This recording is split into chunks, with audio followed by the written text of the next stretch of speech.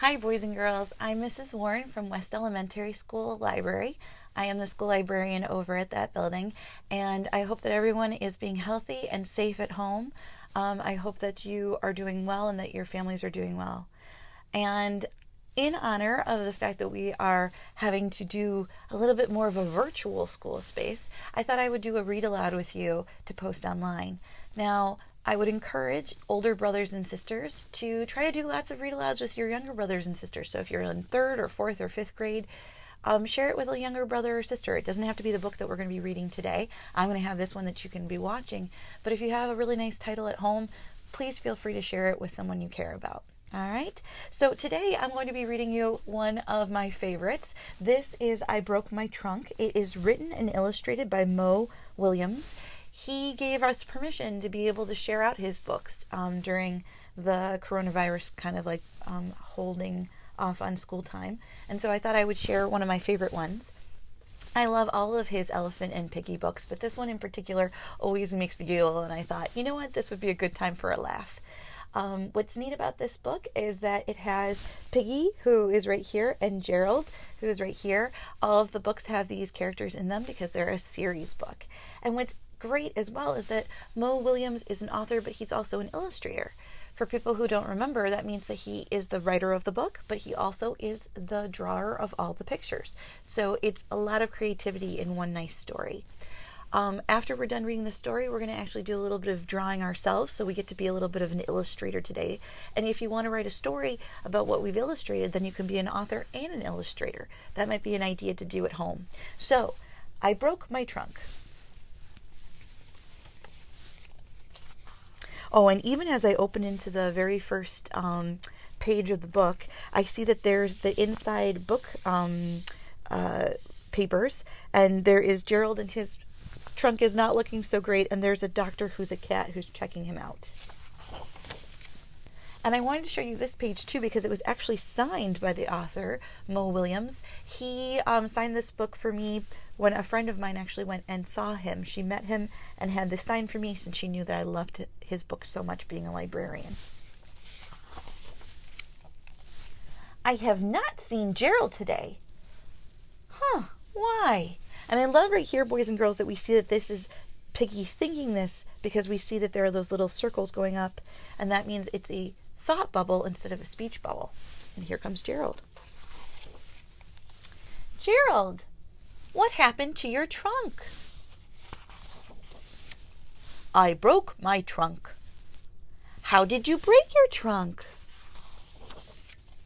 It is a long, crazy story. Tell it, tell it. And I love how here, boys and girls, we see that Piggy is sitting crisscross applesauce. Well, I was playing with Hippo.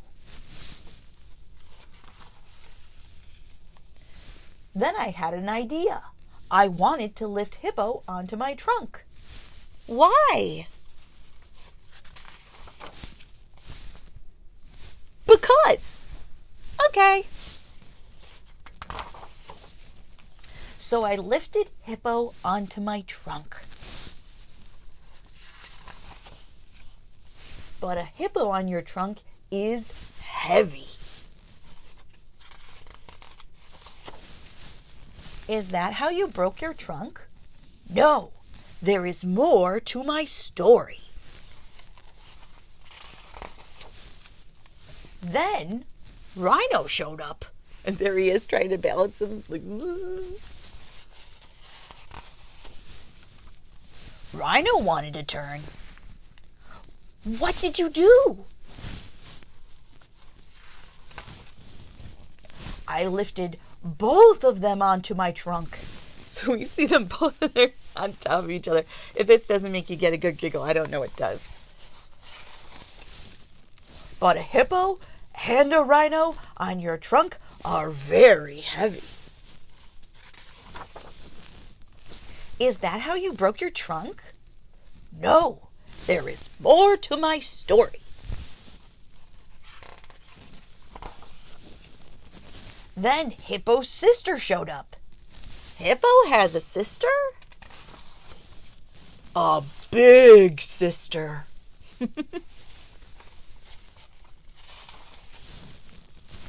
Did she want to turn too? Yes. She also wanted to play her piano. This makes me think of Mr. Warren. He's a music teacher, so he plays piano sometimes. 2 hippos, 1 rhino, and a piano on your trunk are very, very heavy. Is that how you broke your trunk? No.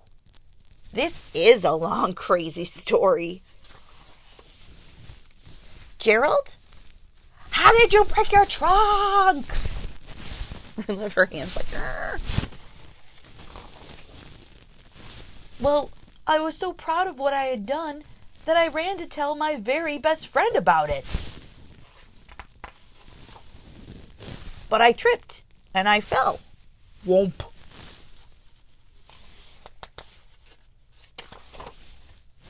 And I broke my trunk. You broke your trunk running to tell me your story? That is a crazy story. That is a funny story.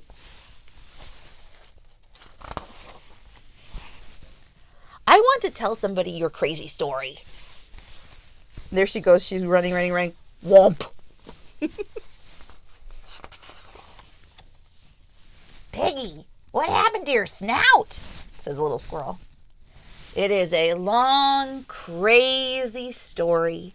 And right there, boys and girls, we actually see that his nose or her nose is covered with bandages, so she obviously hurt her nose too.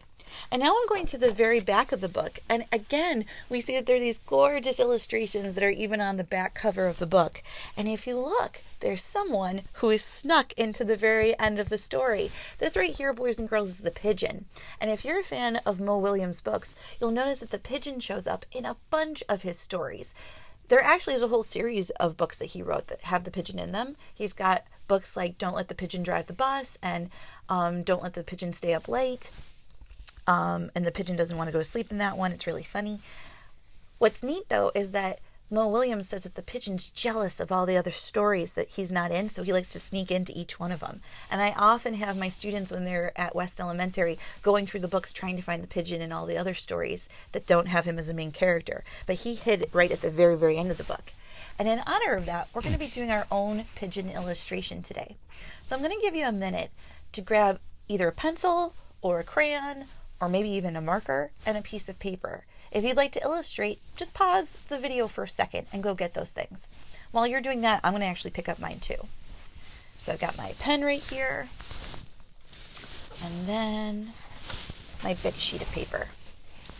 Now, boys and girls, don't worry about doing this perfectly. I'm not Mrs. Guida, our art teacher. I try my best. And honestly, on that note, Mrs. Guida's always told me that you should do your work as well as you can. Your artwork is important and it's special just because you made it. And if you try hard, that's all you kind of need to do, because everybody's artwork's a little bit different. If you went into a museum, they don't all look the same, she told me. And she's totally right. Everybody does theirs a little bit differently. But we're going to talk through how to do the pigeon today, and you can follow along with my directions if you'd like to make it. One of the things I would also suggest is after you've done your illustrations, maybe you want to add in some words that the pigeon might be able to say, or even write a story about don't let the pigeon leave the house. That would be a kind of funny one to go along with all of us staying inside for a while. So first off, you're going to take your pen and your paper if you have them ready, and you're going to make a big circle at the top of your page. You want to do it towards the top because we're doing the head to start. There you go, big circle. Then I want you to do another circle that's just a little bit smaller inside of that big one.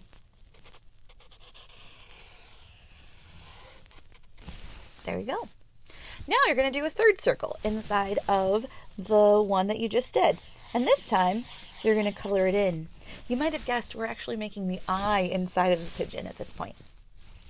All right, now that you've done your colored in eye piece, you're going to come to the outside of your circle and you're going to do 2 triangles.